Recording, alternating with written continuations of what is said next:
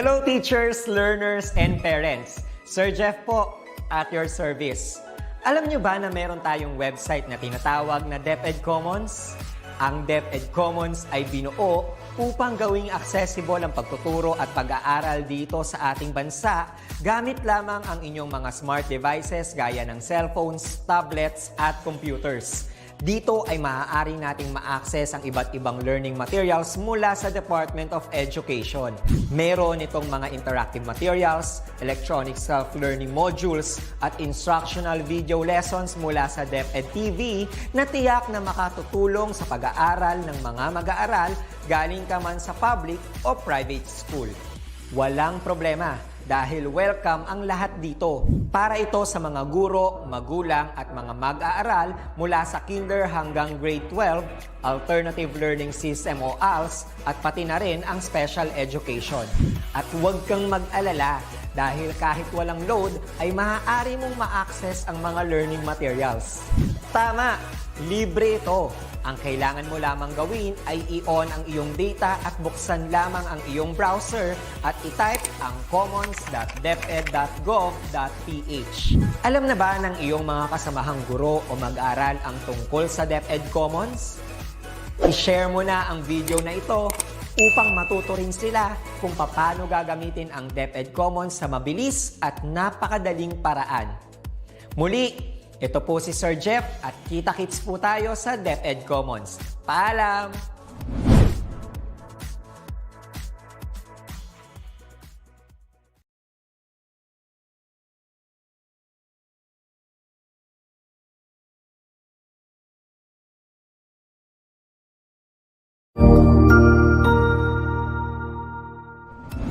Magandang araw, Sir Wilbur po, at your service.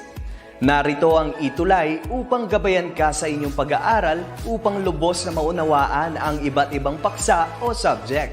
Ang ETUlay ay isang free online tutorial class na pinangungunahan ng DepEd Educational Technology Unit sa pamumuno ni Undersecretary Elaine Del B. Pascua.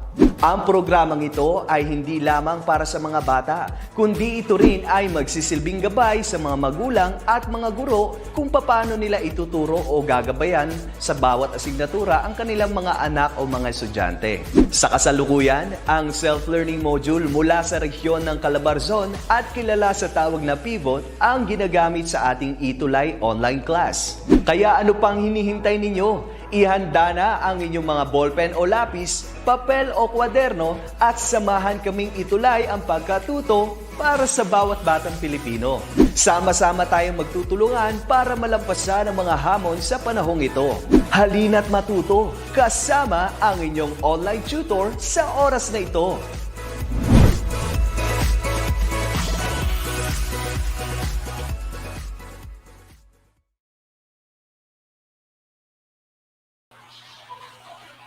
Hi learners, ETUlay Tuesday is Choose English Day. I am Tutor Jamie and I will be guiding and sharing insights on creative nonfiction.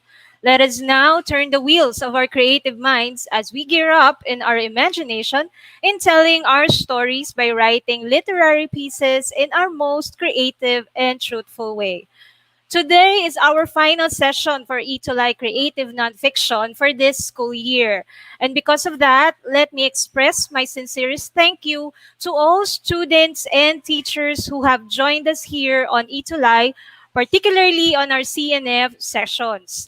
I am so overwhelmed with the fact that amidst the pandemic, we were able to overcome the challenges and issues that fogged our way through completing this school year. Ika nga, naitulay natin ang pagkatuto. We have bridged and conquered through ETUlay.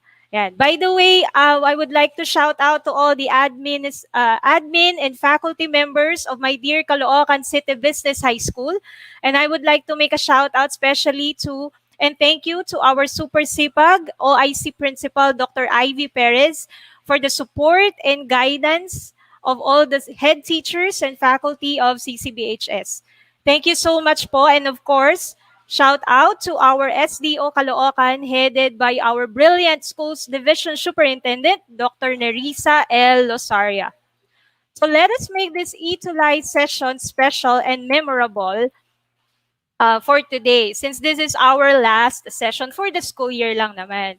For this afternoon, we will have a special guest who will share his expertise through insights about creative nonfiction. Ayan. So, let me just first introduce to you. By the way, this is our topic, CNF, an old, new. So, what does that mean? We will elaborate on that topic later on, of course, with the expertise of our guest. Okay, so let me introduce to you. He is a multi-awarded writer and licensed professional teacher. Obtained his bachelor's degree in journalism cum laude in University of the Philippines, Diliman in 2010. Earned his master's degree in history also in UP Diliman in 2020. His interests include Philippine journalism, history, and politics, as well as social media. He previously taught in universities such as Technological Institute of the Philippines, Pamantasan ng Lungsod ng Maynila, and University of Santo Tomas. Now, he is a Teacher 3 in Batasan Hills National High School in Quezon City, teaching creative nonfiction. Evident of his interest and credentials, he is the founder and administrator of the Filipino Scribe, a news, commentary, and public service blog. Students, fellow teachers, ETUlayers, virtual applause for Mr. Mark Pere Madrona. Hello, Sir Mark. Hello, ma'am. Good afternoon. Good afternoon. And Ayan, so, before we begin, I would like to greet my colleagues, fellow teachers, and students here in Batasan Hills National High School, or English department colleagues, and of course, the people at the school division office in Quezon City. Thank you for having me here, Ma'am Jamie. ayan. Yes, thank you then, sir, for giving me the opportunity to have you as a guest here on at least the last session of ETUlay Creative Nonfiction. By the way, sir, binati mo na rin yung mga Batasan National High School. I would also like to have a shout out to Ma'am Angie Solano Noscal. Hello, Ayan. ma'am. Hi, Without Ma'am her Noscal. help, Yeah. without her help, hindi ko matatagpuan si Sir Mark. Ayan. Thank you. Also, a shout out to watching from Malang National High School, Cotabato Division. Hello po, Ma'am Virgie Ongon. Ayan. So marami na tayo mga kasama at nanonood sa atin ngayon, Sir Mark. Ayan. So, Sir Mark, yung topic natin, as I mentioned, is I entitled it as CNF, old, old, new. Ayan. Baka nagtataka kasi yung mga bata, bakit old, new? It's more of like an oxymoron. Paano naging old tapos new? Diba, sir? Ayun, sir. So, sir, would you like to give us an insight po on why kaya old, new po yung ating creative nonfiction? Siguro kasi, first of all, I would like to greet my students for creative nonfiction ngayon in grade 12. They are already graduating students, just waiting for, I think, one more week, just 1 week before their graduation. So congratulations to you in advance. So siguro, Ma'am Jamie, will start by giving a little background about the subject. Ito kasing creative nonfiction, it's one of the specialized subjects under the humanities and social sciences strand. And so it's exclusive for them. The students in other strands do not have the opportunity to take this class. And it was started, if I remember correctly, it only began to be offered around 2017. Yes. 2017 lang in senior high school. So this is a very new discipline, a very new subject, so to speak, because it hasn't been offered before. No, wala pa senior high school, wala pa ito. And maybe our colleagues, they are more familiar to hear about creative writing. Yes. Poetry, all these things before. But the thing is, in creative nonfiction, as an umbrella term for works like essays, journalistic outputs, and autobiographical works, this is relatively new. I think 20 years or so pa lang to, compared Yes. to creative writing, which has been really established as a discipline. And until now, we're still getting to know it really. What Opo. are the writing genres that fall under creative nonfiction and so? Okay. So yun nga sir no, noticed din kasi when I entered kasi ETUlay, the first subject that was given to us was creative writing, which I think is very common na even in masters no in graduate studies, especially in humanities and in communication fields. Yung creative writing is part of their curriculum na. And then biglang pagpasok nitong I think third quarter, biglang nag-iba. So I thought, sabi ko ano tong creative nonfiction na to?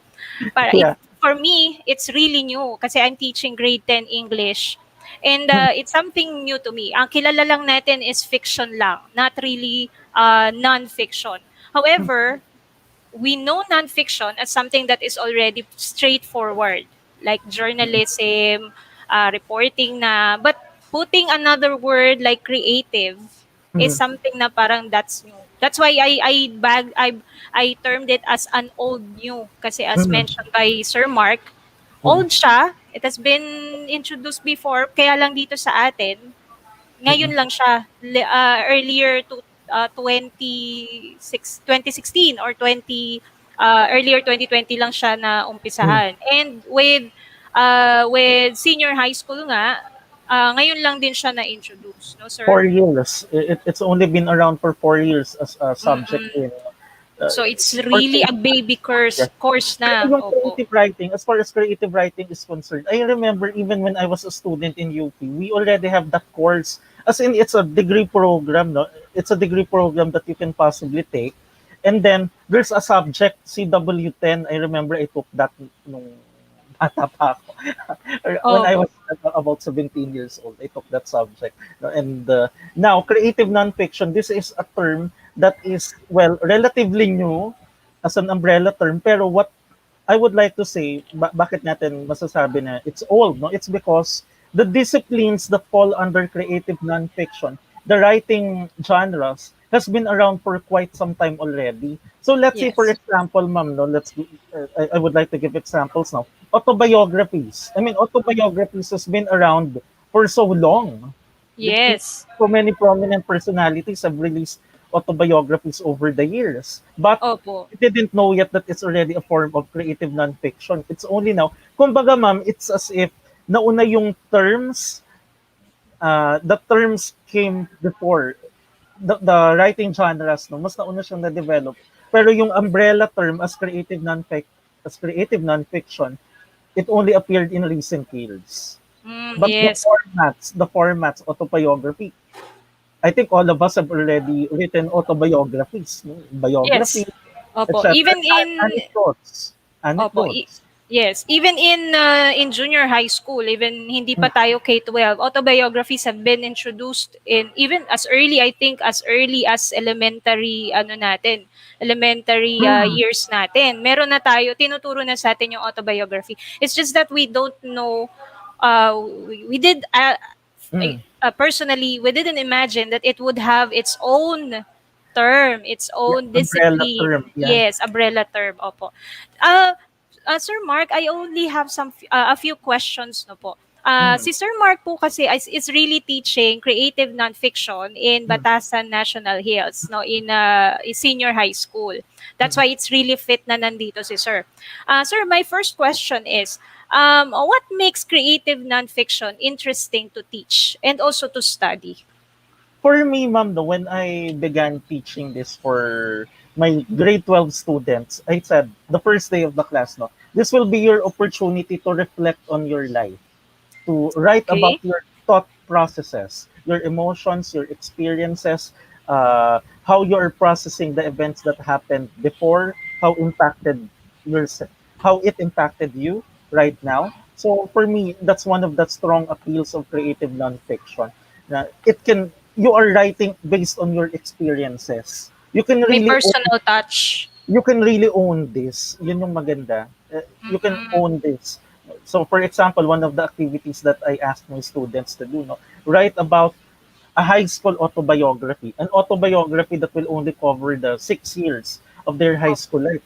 And so they had the opportunity to reminisce. O nga, no, what was I before when I was Yeah. 12 years old, when I entered grade 7? So they remembered the moment For example, I told them, mention how you decided to study here in Batasan of all the schools in Quezon City.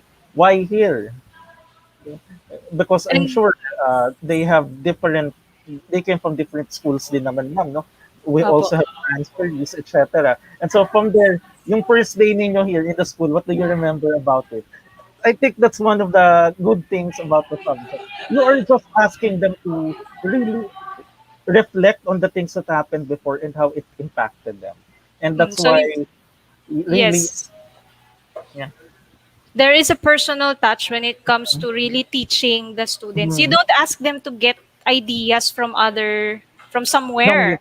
no need. No need. They just have to dig in with their experiences, with what Mm, they have inside themselves, and with what they are thinking. And that is what makes nonfiction, creative nonfiction, mm, very interesting.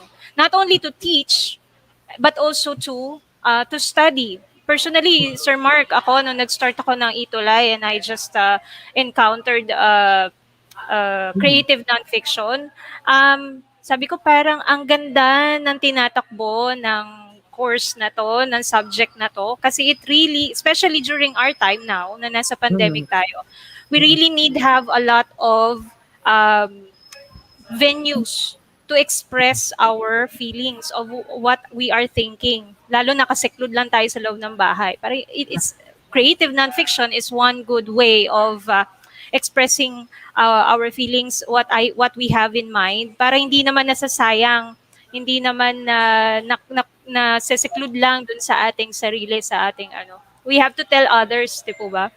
yeah. Ako, the first activity that I asked students to do, I deviated a bit from the curriculum guide. I Oh, introduced really? this discipline called narrative writing.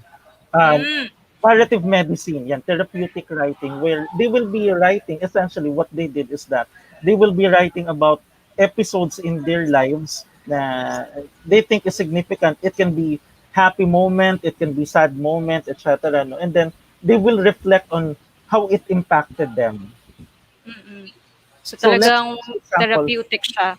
during this pandemic, no, what are your thought processes on this? Kasi sabi ko, it's easy to rant about it on Facebook, on Twitter, but have you really taken the time to sit down, get a paper, get a pen, and think about what are really running in your mind since the pandemic started? So I asked them, for example, how did your family become affected by the pandemic? Naisip, is it something that you've really given much thought about? Paano Opo. na-apekto yung family ninyo nung pandemic? And then, how is it affecting you right now as a student? We know, naku, ang daming sinasabi nila, no? They're saying, we're experiencing mental health difficulties, etc., etc.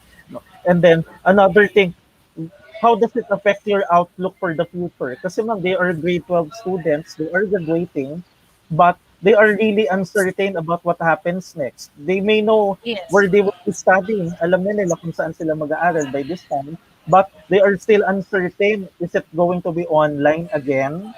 Do we have to enjoy? Do we have to endure one more school year of online education, or somehow are we looking forward to blended learning where they might have the opportunity to have face-to-face learning, ganun ba? Opo. Ayun nga po, kaya talagang magandang venue itong creative nonfiction. Although it doesn't mean that you are enrolled in the course, you cannot try to write in creative nonfiction way. Hmm. You can have your own diary, your own Hmm. autobiography. Uh, you can actually write someone Yes. else's experiences, and that would be a Hmm. biography for you, right, sir? Yes. Ayun po. Very good. Tapos, sir, syempre, when there is an opportunity, there is always innovation. And with the innovation, there are always challenges Yeah, that not definitely. only students, not only teachers, but everyone, all the stakeholders in our educational system, Mhm. parents, yung community natin, everyone is actually affected. Can we give our insights, sir, on what? Yes, CNF is very interesting to Hmm. teach and interesting to study. However, we cannot deny the challenges that we have Hmm. encountered when especially when creative nonfiction was introduced to us right now in senior high school, di po ba? What can you say about this, sir? Ako ma'am, as we discussed a few days ago, no, Opo. we had, I was able to have a formal training for creative nonfiction because we had this 18-day seminar organized by DepEd NCR back in 2017 pa. Because Okay. that's the first time, no, for DepEd NCR teachers, they had it at the Philippine Normal Universities, and we had coaches from the faculty members, no, Faculty of Arts and Letters, na Mm-mm. Faculty of Arts and Languages of the Philippine Normal University. But that's been 4 years already, and we Opo. haven't received new, wala pang katulad na Updates. in the past 4 years.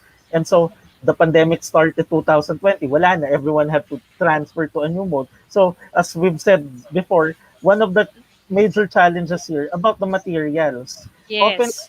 you really have to do your own research about the particular materials just to That's supplement correct. the discussion. So let's say, for example, ma'am, we talked about autobiography, biography, and anecdotes. And then yung second half of the semester, I decided to focus on the journalistic outputs. So that's where you will be talking about, let's say, for example, news, feature writing, opinion writing. And so, since we don't have materials yet regarding creative nonfiction, although we have modules, no, we really have to do additional research pa and design our activities. Medyo, of course, it's challenging on our part then, especially Opo. for English teachers who are not really into writing much. Yes, sir. No, Guilty. no, no offense, no offense. But No, no, not kasi no I offense taken. understand naman, I understand naman, ma'am, that for a lot of English teachers, they are not everyone is really into writing. They're more into spoken parts. Yun yung focus nila as an educator, like Grammar. grammar, reading Yes. comprehension. No? But writing, it takes a special kind of training, which I understand a lot of teachers do not really have starting from their college years. No? But through practice, I think it's something that can be addressed. No? And Yes. I know a lot of teachers are really doing their best. And so it's quite challenging, ma'am. As I mentioned before, I would have preferred handling this class on a face-to-face setup because at least when they submit their works printed, di ba, or Opo. handwritten, I can give my comments right there and then. Right now, it's hard to give comments, really. Mm-mm. Kasi you're just staring into PDF files, di ba? And Opo. it's it's tiring for It's the eyes. tiring in the eyes And talaga. Even you really can't give comments. I get to I tried reading ebooks, no, mga biographies on them. It's really hard to syempre medyo tumatanda na tayo, sir. It's really hard to look at it, no. Nakaka-strain sa eyes. Ang tagal Mm, nang nakatitig sa computer, and it's really tiring. Minsan mamamalayan mo inaantok ka na lang. So sayang yeah. kahit na gusto mong tapusin yung librong binabasa mo, it's really hard. So right now Mm, my practice is to really get a collection of books, no, para mm, I could really read it thoroughly. And of course, we always say that you cannot give what you don't have. So how mm, can you teach a discipline if you are just oriented with it but not really experienced it? Yun po. mm, Kaya that's one challenge. So I agree, sir, no, dun sa sinabi mo po na yung issues sa resources. mm, Although the Department of Education has really been mm, generous with giving all the resources that we need for the ETUlay sessions of creative nonfiction. mm, However, we still feel the need to find more resources. mm, mm, Something that is truthful, something that is really, kadalasan kasi publish na yung hinahanap natin para talagang proven na talagang nakita na siya ng marami. But sir, would you agree with me if I say that we should encourage students more to write in creative nonfiction for us to use or for them to use also those as resources for studying and practicing creative nonfiction? yeah. And the one thing, ma'am, that I would like to point out also, no, it's been an additional challenge for us teachers to know this new learning platforms. I bet, ma'am, ikaw, before the pandemic, you haven't really used Google Meet as extensively No, as sir. before, right? Opo, Zoom, we didn't use that before. I never had to we learn have about it. it because Yes. we don't need it. Hindi naman natin kailangan mag-Google Meet before, no? But now we live by it already. And Online lahat. so for me, I use this as an opportunity. I said to my students, why don't we create a blog for your posts? Instead of you just writing it sa MS Word, no, converting it to PDF, sending it to me, no, why don't we create a blog platform where you can upload your works and you can share it with your friends if you want. Who knows, you might even get popular. And they were up to the challenge. I walked them through it, how to create their blogs, using my experience as a blogger for the last 10 years. And Oo. they enjoyed naman. I said, these are the options that you have. You can choose WordPress, you can choose Blogspot, you can choose Wix. No? There's a lot of tutorials out there sa YouTube. Merong tutorials how to set up your own blog. And they decided to do it on their own, ma'am. And it's really very impressive. Ako, not to raise my own share, so to speak, no, but I'm really happy that I got them motivated into this discipline as shown by their passion. Makikita mo, ma'am, when I ask them, you have to submit this autobiography, then maybe 2 pages, that's already enough. And then they will turn in 10 pages. Imagine that. Makikita Imagine mo talaga yung interest nila na, sir, if they really they're wanted, really up to the ano, to the they to really the task. wanted. Yeah. So, when I graded their works, tapos i-share nila, even MMK moments na nga minsan, sinishare nila for their anecdotes and autobiographies. I'm like, okay, you did your best, they did your best. Oo. So that's why I'm extra generous with their grades also. And I know they're watching right now. Yeah, when you Yes, get they your are. card, when you're watching, when you get your cards, you will know what I mean. Ayan, meron ng preempt si Sir Mark sa mga grades po ng mga students niya. Sir Mark, you mentioned earlier that you ask your students to do Yeah. or to work on Mm. blogs, no? And then you also mentioned na talagang yung iba sa kanila, they were into it. Pagkagawa nila, talagang na-exceed yung expectation, no? Like you mentioned mo nga, you only asked for like a two-page biography, but then they turned in like 10. Sir, Yeah. would you mind showing or like can we see po Yeah. samples of Do- Can your I? outputs? Can I share my screen? Do I have Yeah, I the think so po. necessary permissions? Do I have the necessary permissions to share it Pwede, sir. right now? Is it Yeah.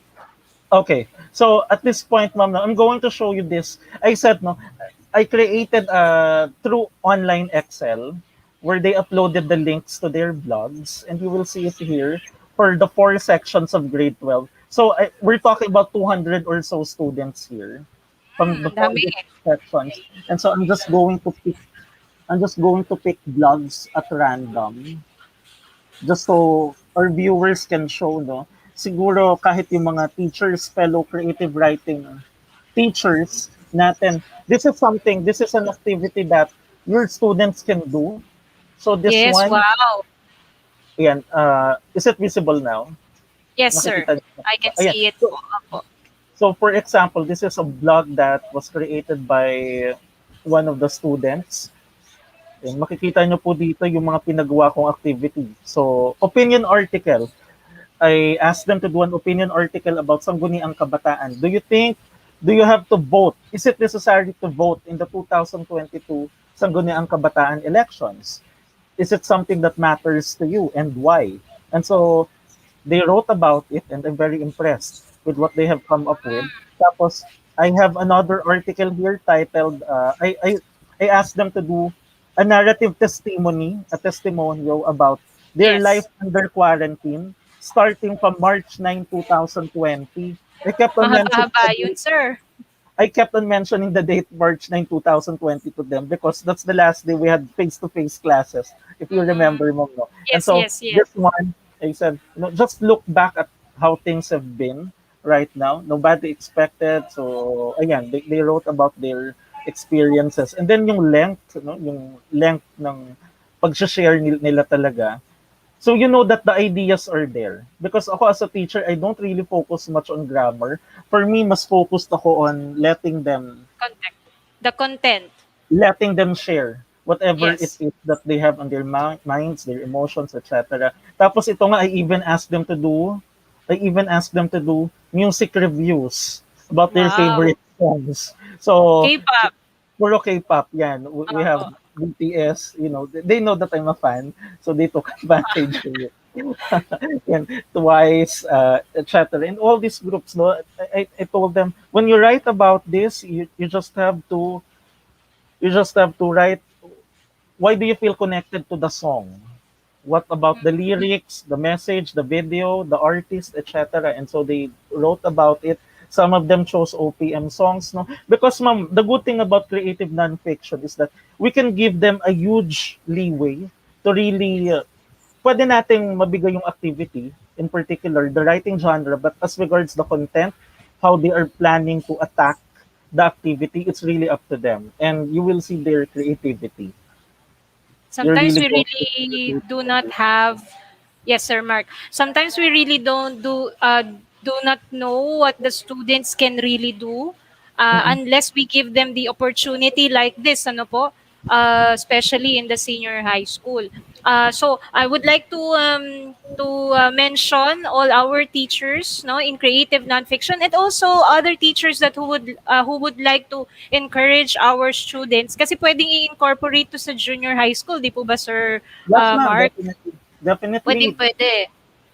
Mas maganda nga rin siya kasi we are actually incorporating the technology that we are using right now, and it will really give the edge for students, and malay natin we may be producing the next like YouTube bloggers or Yeah. yung mga content writers talaga na could be The in, next the could next be award-winning bloggers. yes, Right? di po ba? Parang they can be introduced and they can be known worldwide or internationally just because of their talent in writing. Ayan, sir. Ito, ma'am, I didn't mention that they have to put a title to their blogs, but they did. No? So this one is Pages Wow. Could Talk. That's how imaginative they are. And so it's a Oo nga. joy. It's a joy reading their works. Kaya ang tagal-tagal, it took me time to finish my grades because I enjoyed reading. And ito, ma'am, that was an advice siguro for the teachers who would like to try Yes, please. Yes, blogging please. for their students. Maybe you don't have to do it individually. Baka hindi naman kailangan na kada isang student isang blog, no? Because some of them may have connectivity issues. So it's possible for them to do it by group. Baka pwede na five students sila who will be sharing the same blog. Anyway, the writings, individual work pa rin naman yan. But Mm-mm. they're just sharing the same platform. Siguro whoever it is within the group who's more connected to the internet, yung merong stable internet connection talaga. The rest, baka pwede na isa-send na lang doon sa Dun sa isa. pinaka-administrator. Yes. Yeah, it doesn't have to be done individually. This can be done by groups. Tapos, siguro po, if you would like, you can examine creating your own rubrics, ganon, if Opo. you can. Ayun nga, sir. Sir, usually ano bang mga platforms ang gamit natin or what are where did they do those blogs po? For me, well, I proposed WordPress.com because that's what Yes. the Filipino scribe uses. Pero sila, well, knowing students, no, yeah, you can prescribe, but they have their own mind. So they chose Wix. Familiar sila sa Wix because it's always advertised on YouTube, right? Create Opo, your opo. website through Wix. And so, Yes, well, yes. I told them, if you're going to choose Wix, no, I cannot really guide you with that, but you have to do it on your own. And they did. They did. May paraan sila, sir, basta gusto nila. Ano po? Marunong sila mag-website design, no? So I think this can actually be an activity for empowerment technology as well, no? Blogging. I know this is one of the prescribed activities also for empowerment technologies, and then even for other classes, even for Oh. other classes. Maybe pwede itong gawa ng action research. Right? Yeah, exactly, sir. You Yeah, gave me an I idea talaga. I have an idea now. Anyway, it's really very impressive. The what they have accomplished. No, I'm really happy about it. Kasi ako, I think here I am now. I'm just teaching you the different writing genres, what you can write under it, no, the guide questions, etc. But everything else, kayo na yan. And they delivered. Yeah, oo. Pag ano talaga sir, no, if we are able to like tickle the interests and the interests of the students and then use it sa Yeah. preference talaga nila and then incorporate the lessons that we have to deliver, talagang we can Yeah. make them work, we can make them do things na hindi natin naiisip na talagang hanggang doon aabot sila. So, yun nga Ako, sir. I, Yes sir. ako ma'am, I just imagined them as engines, parang car engines na you just have to really start it. You just Yes. have to start it and then everything else sila na yan. They can get it done. Some students may need a jump start, but the most important thing is that we are able to make them move. We make them Hmm. start something. So yun naman talaga ang importante. Wala naman Inspire them. talagang madali, especially Yeah. during now that we are in the pandemic. But then, as mentioned ko nga kanina, we are able to bridge. No, Hmm. we are able to bridge the learning by the use of the technology. And eto nga, it's a good way of incorporating these technologies with Hmm. learning the creative nonfiction. And look at the results naman with Sir Mark's students, no? So Yeah. my fellow teachers, baka po we may want to try. Ako, I will try that talaga, sir, yung technique Yeah. na yan. Oo, Yeah. yung ano na yan. Para we can try to push our students to do things, to do their, like to address and to have a venue for their feelings, for their emotions. Kasi kailangan lumabas yan eh. Pag hindi yan lumabas, medyo doon tayo nagkakaroon ng problema. Nagkakaroon na ng domino effect na yan. And we would not want that for our students. And of Ayun po. course, another thing that I would like to mention here, the benefit of having them create blogs is that it will serve as our online portfolio also. Mapapadali for the students. Yes. It will serve as their online portfolios. Eventually, they're running for honors, etc. They just have to take screenshots of their articles. And then even for us teachers, right? Because we're creating our own portfolio. So we'll Yes, just opo. take screenshots of that as well. Tapos, when you are done with the school year, next school year, you can refer your students to the blogs that your previous students created and it will serve as their model going forward. That's the resources that we are actually talking about earlier, Sir Mark, This na will be it. No? So you can tell your students in the previous batch, previous grade 12 Jung's batch, this is what they've come up with and you can be inspired by that. No? If they can do that last year, then you can do it also yes, this year. Sir Mark. Ayan, Sir Mark, ang dami ko pa gustong itanong sa'yo. I know that you have a lot of things to share, Yes, no? So, yes. napaka-helpful ng iyo pong mga insights. So, not only with our students, but also with our teachers who are um, trying to teach Hmm. this new subject, especially in the senior high school. We are teachers, and I know I'm in confident that we can always find Yeah. ways. Parang BDO, hindi naman sa nagme-mention ako ng sponsors, no? Para tayong BDO, we find ways. Sabi ko nga, para tayong alaksan, no? Laban lang tayo lagi. Ayan. So, Sir And for Mark, the students, ma'am, no, another point that I would like to raise, kasi, yeah, of course, we can give them professionally written examples, yung mga award-winning outputs talaga, no, but I think it will be better if we can also show them works written by their fellow students so that the intimidation factor, no, they won't be as scared. Ala, ang ganda naman ng pagkakagawa nito, masyadong perfect. Parang hindi ko magagawa. But if we can show them what was written by their fellow students, one batch ahead lang, for example, maybe they can be more motivated. Uy, nagawa nga nila kuya, ano to. Maybe I can do it as well. yes, I totally agree po. Sometimes we do that na parang nagawa niya, why not you? Parang hindi naman, it doesn't make that that it doesn't have to be that complicated. Sometimes Yeah. you just need inspiration from like your classmates or your friends to start a creative nonfiction piece. Ayan, Yes. Sir Mark, uulitin ko, sayang magkikita pa tayo. And Yeah. thank you po for joining me this afternoon on this ETUlay session, Sir Mark. It's And a big honor. Eh?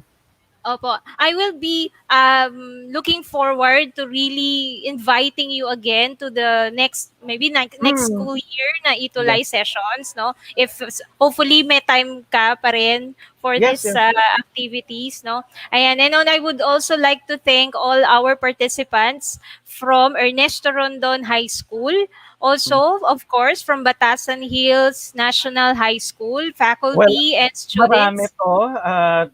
Can I greet the Sige, sir. Mrs. Noscal? Hello, ma'am. I know that you're watching. You're one of the big cheerleaders here.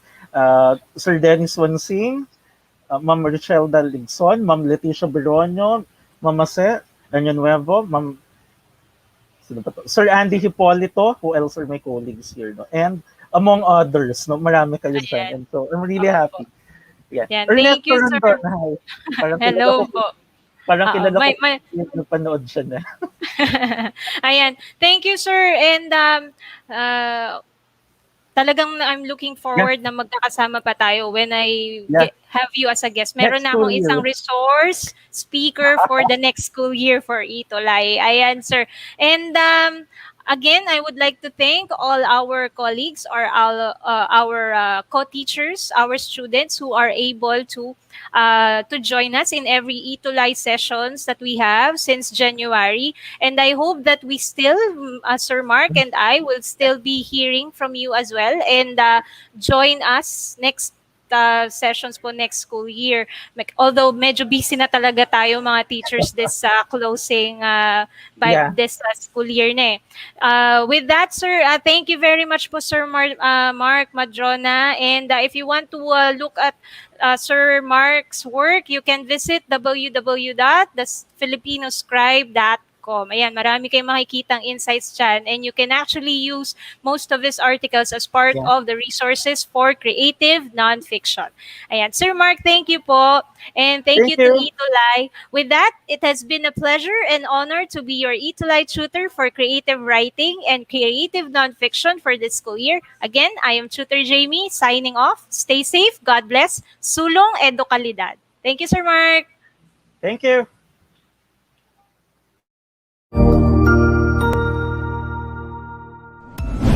Sigurado ako na marami ka na namang natutuhan sa ating ETUlay tutorial session ngayong araw.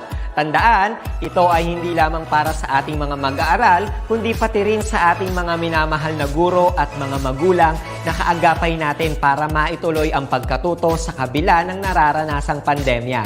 Patuloy ding sumubaybay sa DepEd TV para sa mga araling ginawang video episodes. Mapapanood ito mula Lunes hanggang Sabado, alas 7 ng umaga hanggang alas 7 ng gabi sa inyong mga telebisyon. Abangan bukas mula 1:00 ng tanghali ang iba pang aralin sa ating ETUlay free online tutorial session sa Filipino. I-like and subscribe at manatiling nakasubaybay sa ating ETUlay tutorial session sa DepEd Edtech Unit FB page at Educational Technology Unit channel sa YouTube at sa DepEd Tayo at DepEd Philippines social media accounts. Paalam!